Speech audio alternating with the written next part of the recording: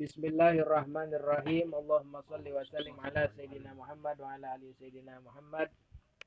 Kita lanjutkan pelajaran fikih kita yang diambil dari kitab Irsyadul Anam. Ini udah masuk penjelasan tentang air. Tentang air yang suci mensucikan. Faslun artinya air yang suci menyucikan. Ini pasal menerangkan tentang air yang suci menyucikan. Apa sih air yang suci menyucikan? Yaitu air yang belum kena najis dan yang bukan mustakmal. Jadi yang disebut air yang suci lagi menyucikan itu adalah air yang belum kena najis atau air yang bukan mustakmal. Mana air yang suci menyucikan? Contoh, air sumur yang baru kita ambil tuh, kita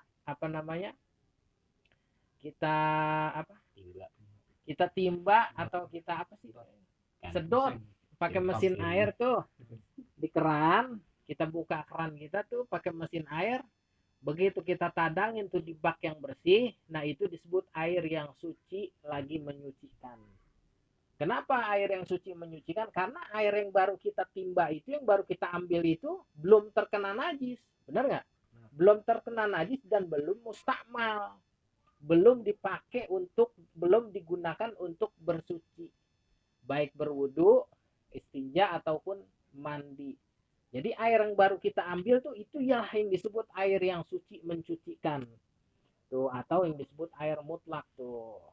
Itu.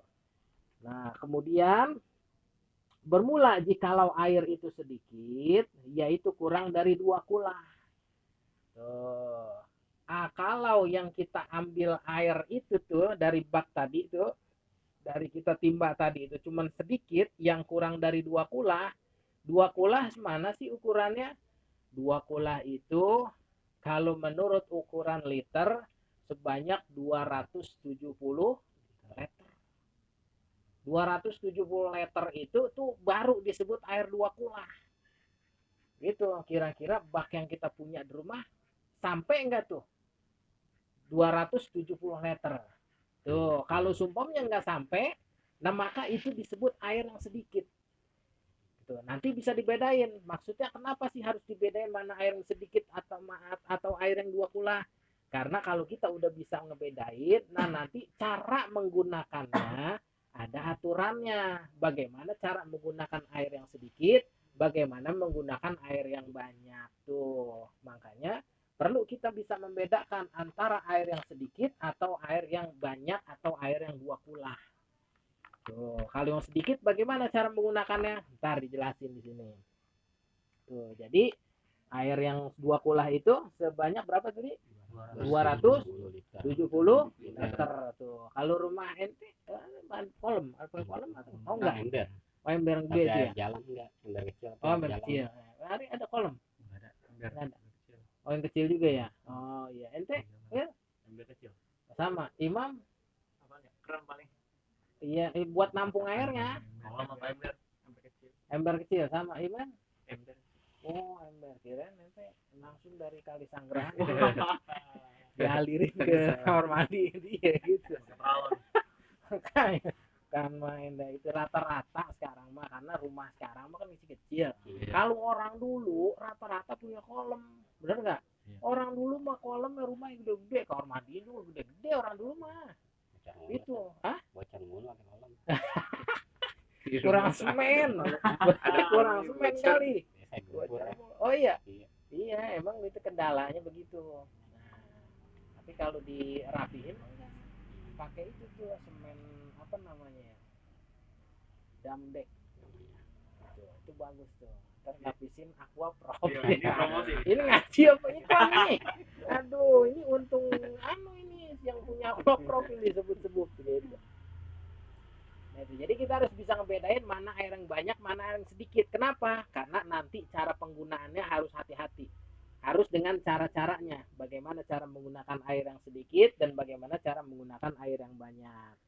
Tuh, jikalau air yang sedikit yaitu kurang dari 2 kula, Maka jika hendak bersuci daripadanya ini maksudnya air. Nah, jika hendak bersuci daripada air itu, maka jangan dikobok. Tuh, nggak boleh dikobok tuh. Umpamanya kita mau bersuci nih, bersuci itu kita berwudu dah atau mandi hadas umpamanya. Kalau kita mau bersuci atau berwudu nih, ada air sedikit di ember yang nggak ada dua pula, maka jangan tangan kita kobok di dalam ember itu. Kenapa? Karena itu air yang sedikit. Apabila kita gunakan air yang sedikit itu, ketika kita membasuh muka kita dan air yang jatuh dari muka kita itu nyatu lagi di ember tersebut, maka air itu mustamal jatuhnya. Dan air yang mustamal dia nggak sah jadinya, wudunya nggak sah. Gitu. Nah, jadi harus hati-hati. Kalau air yang sedikit itu harusnya bagaimana caranya? Harusnya pakai gayung atau bikin pancoran gitu, padasan gitu kan ada tuh, walaupun air sedikit di kanleng ember cat yang kecil tuh, itu bisa cukup buat wudhu, tapi jangan dikobok di situ, cuci tangan, kumur, muka, jangan gitu. Nah, harus dibolongin tuh pakai pakai dikucurin airnya gitu. Jadi supaya apa? Supaya wudhu kita sah dan mandi juga sah. Begitu. Kalau mandi hadas besar, kalau airnya sedikit, umpamanya nggak ada lagi nih, nggak ada lagi airnya, cuma mau mati lampu umpamanya. Kayak kemarin tuh mati lampu lama ya, kita mana kagak tahu itu mati lampu dari jam berapa tuh? Jam 9 ya? Ah? Jam 10 ya? Apa jam berapa? Jam 1 ya? Jam 1 itu mati lampu, kagak ada air ceritanya. Hah? Toron habis ya. Iya, emang kagak pakai toron kan anak mah gitu. Jadi pakai air yang ada. Ya, ini mau ngapa-ngapain susah gitu. Bos Bang Johor nemuin lampu nyala. Ditalim asap juga kolemnya, kotorannya. Ya udah, ampun dah kita jenuhin. Umpamanya keadaan kayak begitu tuh, kita mau wudu ataupun mau mandi hadas umpamanya. Ada air yang suci menyucikan di bak. Itu kita yakin bersih itu air. Enggak ada lagi, cuman satu bak itu doang nih. Boleh kita pakai berwudu ataupun pakai mandi, tapi harus pakai gayung. Itu harus pakai gayung tuh. Dan kalau kita mandi menggunakan air yang sedikit, hati-hati, harusnya posisi baknya itu lebih tinggi daripada badan kita gitu, agak tinggi jadinya. Nah, kan agak susah juga kan ya posisinya ya. Kalau kamar mandi yang orang-orang dulu enak, bisa naro bak di atas kolam tuh, di pinggiran kolam kan bisa. Nah, kalau air sedikit tuh kita serok gayung, pakai gayung. Nah, posisinya lebih tinggi nih dari badan kita. Jangan sama badan kita. Kita mandi, nongkrong, posisi bak di bawah kita. Ya itu mah nggak boleh. Jangan. Ya airnya ke situ lagi. Gitu. Jadi posisinya biar agak lebih tinggi gitu. Bak ditumpuk dua dah gitu, atau ember gitu di bawahnya gitu. Umpama dalam keadaan darurat.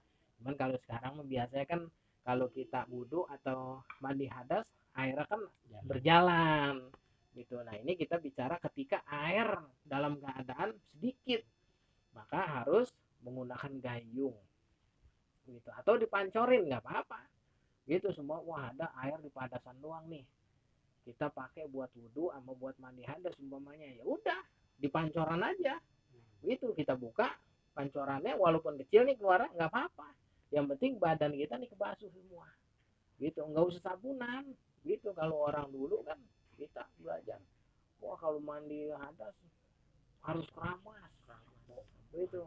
Keramas bukan rukun mandi, nggak ada gitu. Rukun mandi cuma dua kan gitu ya. Rukun mandi dua, yang pertama niat, yang kedua meratakan air ke seluruh badan.